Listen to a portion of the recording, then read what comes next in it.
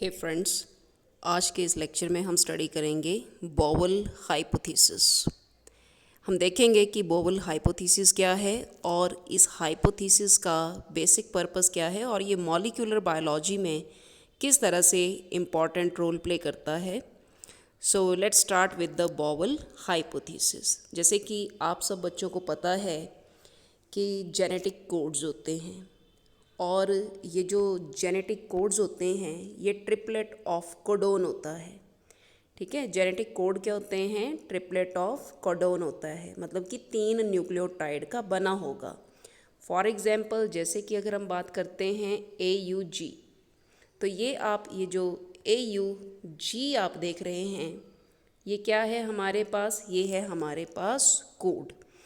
अब दरअसल ये हुआ था कि जैसे कि आप सबको पता है कि सबसे पहले DNA रेप्लिकेट करता है, फिर RNA से ट्रांसक्रिप्शन होती है और RNA से जब प्रोटीन्स बनती हैं तो उस प्रोसेस को बोलते हैं ट्रांसलेशन। तो जो भी बोवेल हाइपोथेसिस है that is very very important during the process of translation. Translation के समय ये बहुत इंपॉर्टेंट रोल प्ले करता है। अब जैसा कि आपको बता दें कि ट्रांसलेशन में क्या होता है, प्रोटीन बनती हैं, ठीक है, मैसेंजर RNA होता है, tRNA होता है और एमिनो एसिड्स होते हैं। तो जैसा आपको ये पता है कि जैसे कि कोडोन 3 न्यूक्लियोटाइड का बना हुआ है। अब टोटल अगर हम बात करें तो क्योंकि DNA और RNA में 4 न्यूक्लियोटाइड होते हैं, एडेनिन, गुआनिन, साइटोसिन, थायमीन जो है ये DNA में होगा, जबकि थायमिन की जगह जो यूरेसिल का कॉन्सेप्ट है ये किस में होता है? RNA में होता है। तो टोटल कोड कितने होते हैं? अगर हम 4⁻³ करें तो ये कितना आ जाएगा हमारे पास? 64 कोड आ जाएंगे। कितने कोड आ जाएंगे हमारे पास? 64 कोड आ जाएंगे, जबकि 64 कोड में से 3 हमारे पास क्या आते हैं? स्टॉप कोड आते हैं। 3 कैसे आते हैं? स्टॉप कोड आते हैं। बाकी कितने बच गए हमारे पास? 61 कोड बन गए। तो ये जो 61 कोड होते हैं ये कुल मिला के 22 एमिनो एसिड को क्या करते हैं? कोड करते हैं। कितने अमीनो एसिड को कोड करेंगे? 22 एमिनो एसिड को क्या करेंगे? ये कोड करेंगे। तो अगर हम बात करें बोवेल हाइपोथेसिस की, तो बोवेल हाइपोथेसिस में ये बोला गया है कि भाई अगर ये 61 कोड जो हैं ये सिर्फ 22 एमिनो एसिड को कोड करते हैं, मतलब कि हर एक एमिनो एसिड के लिए नंबर ऑफ कोड जो है वो कैसे होंगे? ज़्यादा होंगे, 1 से ज़्यादा होंगे। तो यही बात बोवेल हाइपोथेसिस में एक्सप्लेन की जाएगी कि किस तरह से हमारा जो tRNA होता है, क्योंकि tRNA तो कितने होते हैं? 45 tRNAs होते हैं, 45 या फिर उससे कम tRNA होते हैं, और कोड कितने हैं? 61 कोड हैं। तो 61 कोड के लिए मतलब कि कोई ऐसा tRNA भी होगा जो 2 या 2 से ज़्यादा अमीनो एसिड को कोड कर देगा, जिसको कि आप क्या बोलते हैं? इस प्रोसीजर को आप बोलते हैं degeneracy of the genetic code.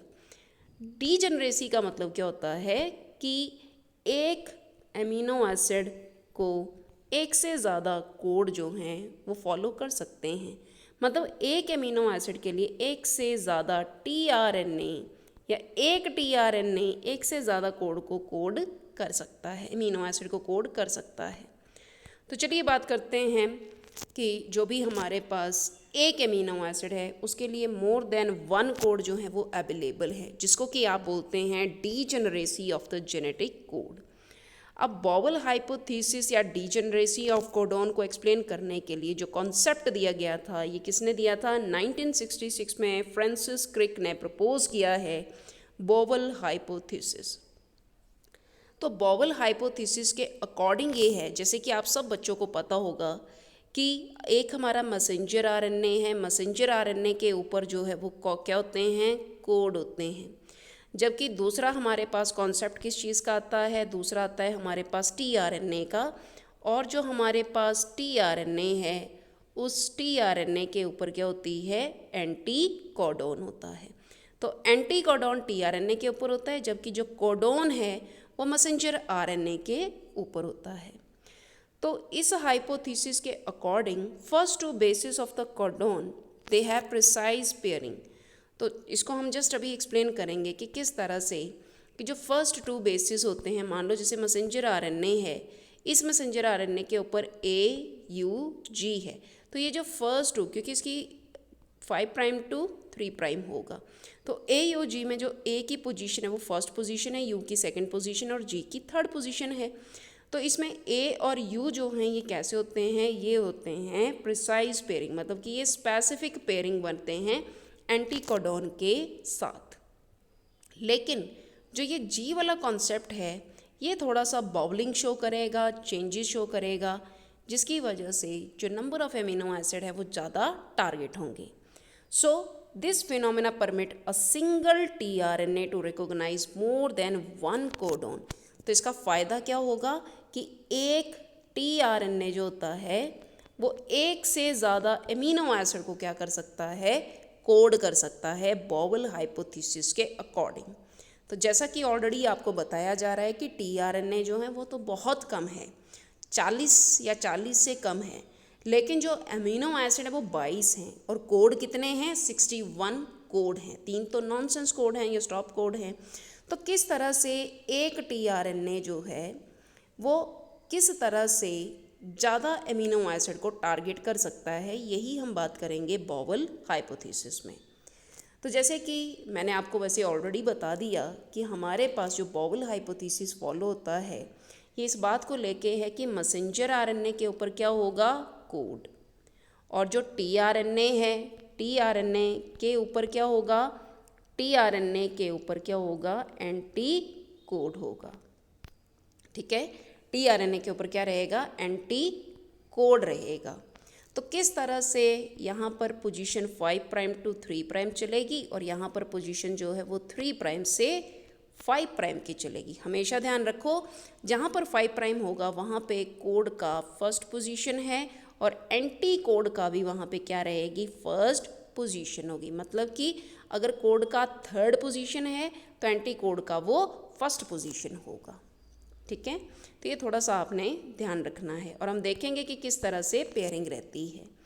तो यहाँ पर लिखा है first 2 basis of the codon make normal hydrogen bond pair with the second and third base of the anti codon. तो नॉर्मल हाइड्रोजन बॉन्ड जो है वो यहाँ पर बनता है। So remaining position less stringent rule apply and non canonical pairing में occur. मतलब बोलने का ये है कि जहाँ पर एंटी कोड चलता है और यहाँ पर मैसेंजर आरएनए पे कोड चलता है, तो एंटी कोड के ऊपर जहाँ पर 5' है यहाँ पर होगी फर्स्ट पोजीशन और कोडॉन की कौन सी पोजीशन होगी, मैसेंजर आरएनए के ऊपर थर्ड पोजीशन होगी। तो ये जो फर्स्ट पोजीशन है ये थर्ड, इसको आप आइनोसिन पोजीशन भी बोलते हैं, एंटी कोडॉन का आइनोसिन पोजीशन भी बोलते हैं। तो ये नॉन स्टैंडर्ड पेयरिंग जो है वो शो करता है। क्या शो करेगा, नॉन स्टैंडर्ड पेयरिंग। अब नॉन स्टैंडर्ड पेयरिंग क्या होती है, जैसे कि हमें पता है कि एडेनिन जो है वो यूरेसिल के साथ पेयरिंग करेगा और जो साइटोसिन होगा वो किसके साथ पेयरिंग करेगा, वो ग्वानिन के साथ जो है वो पेयरिंग करता है। ये तो होती है स्टैंडर्ड पेयरिंग। लेकिन अगर किसी कारणवश अगर G जो है वो C के साथ भी पेयरिंग कर जाए या U के साथ भी पेयरिंग कर जाए तो इसको आप बोलते हैं नॉन स्टैंडर्ड पेयरिंग। तो बॉबल हाइपोथेसिस में आप थोड़ा ध्यान रखें कि हम यहाँ पर नॉन स्टैंडर्ड पेयरिंग जो है उसकी क्या करेंगे, बात करेंगे। तो जैसे कि यहाँ पर बताया हुआ है कि first base you can recognise A, अगर यूरेसिल है तो ये एडेनिन के साथ करेगा या फिर ग्वानिन के साथ, and first base guanine can recognize U or C and the first base I can recognize। ये हम आपको अभी बता देंगे कि जो आइनोसिन पोजीशन होती है उसकी खासियत ये है कि यूरेसिल, साइटोसिन, एडेनिन ये सब के साथ पेयरिंग शो कर सकता है। तो जो आइनोसिन है वो यूरेसिल, साइटोसिन या फिर एडेनिन के साथ क्या कर लेता है, पेयरिंग, जो कि क्या है, बॉवल पोजीशन है। जैसे कि आप इस डायग्राम में और भी अच्छे से समझेंगे कि हमारे पास मैसेंजर आरएनए है जिसमें 5' to 3' दिया है। यहाँ पर क्या प्रेजेंट है, CUC, जो कि क्या कोड कर रहा है, ये कोड है। जबकि ये आपको tRNA नज़र आ रहा है, इसका 3' है, 5' है और ये आपको क्या नज़र आ रही है, इसकी एंटी कोडॉन नज़र आ रही है। यहाँ पर ल्यूसीन के लिए ये tRNA जो है वो क्या करेगा, कोड करेगा। तो आप देख रहे हैं कि अगर हमारे पास कोड CUC है ये फर्स्ट पोजीशन है, ये सेकंड पोजीशन है और ये थर्ड पोजीशन है। जबकि एंटिकोडॉन के ऊपर ये वाला पोजीशन थर्ड है, ये सेकंड है और ये फर्स्ट पोजीशन है। पोजीशन थोड़ा ध्यान रखें। तो भाई जो फर्स्ट टू पोजीशन है ये तो स्पेसिफिक रहती हैं, जैसे ग्वानिन के साथ साइटोसिन होगा या एडेनिन के साथ यूरेसिल होगा। लेकिन आप ये जो कोड की थर्ड पोजीशन देख रहे हैं और एंटिकोडॉन का फर्स्ट पोजीशन देख रहे हैं, जहाँ पर जी के साथ सी की पेयरिंग बताई है, ग्वानिन की साइटोसिन के साथ पेयरिंग बताई है और ये एक नॉर्मल या बॉवल पेयरिंग है, ठीक है। जबकि आप नॉर्मल या क्रिक पेयरिंग है, ये वाटसन एंड क्रिक की पेयरिंग है।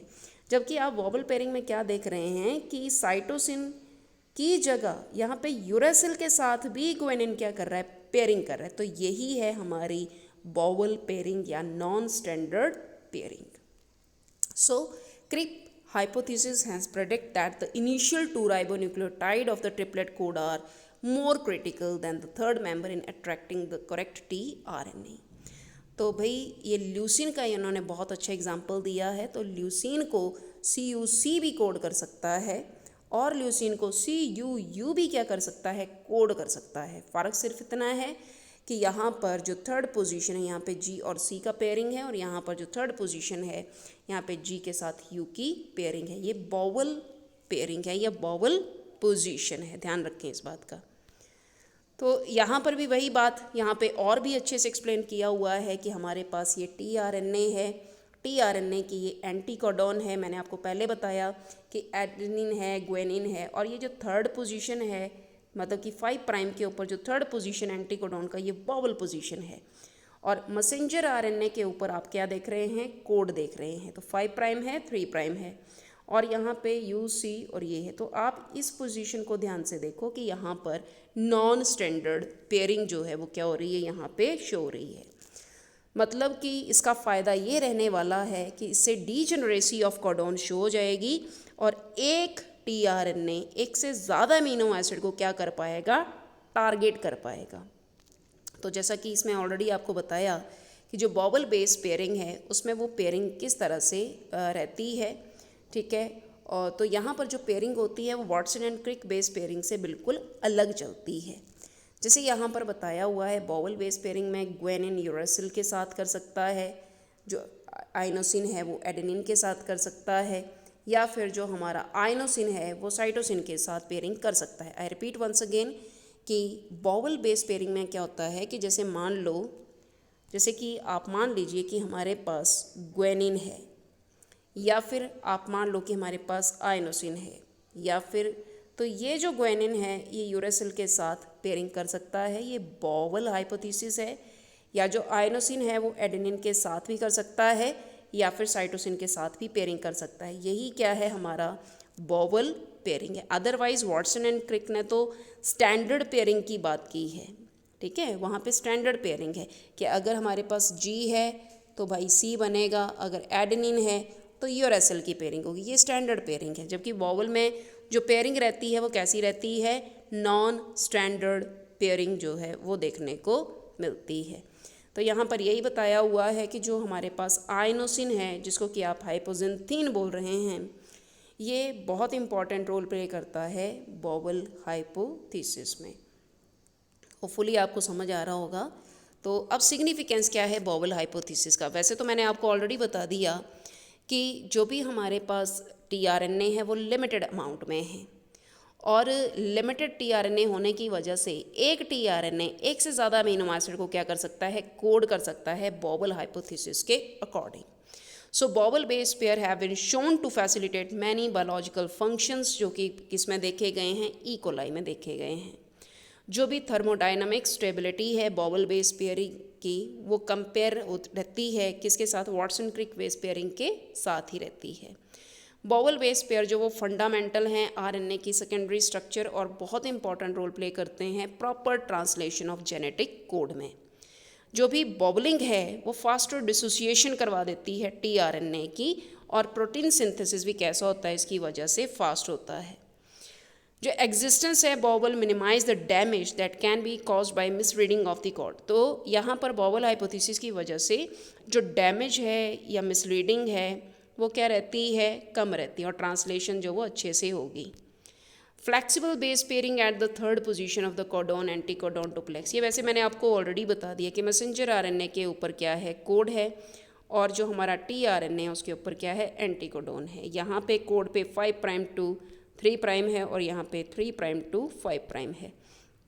तो आपको अभी बताया गया कि जो भी पोजीशन है, जैसे कि मान लो यहाँ पे ए है, यहाँ पे यू है, यहाँ पे जी है, तो इसके अकॉर्डिंग यहाँ पे क्या बनेगा, यहाँ पे ए है तो यू बनेगा, यू है तो ए बनेगा, जी है तो सी बनेगा। तो ये पोजीशन जो है ये क्या है, बॉबल पोजीशन है। थोड़ा ध्यान रखना है आपने कि मैसेंजर आरएनए के 3 प्राइम के ऊपर आती है और एंटी कोडॉन के 5 प्राइम के ऊपर आती है। तो इससे फ़ायदा ये होता है कि एक टीआरएनए एक से ज़्यादा अमीनो एसिड को क्या कर सकता है, टारगेट कर सकता है इस पोजीशन की वजह से।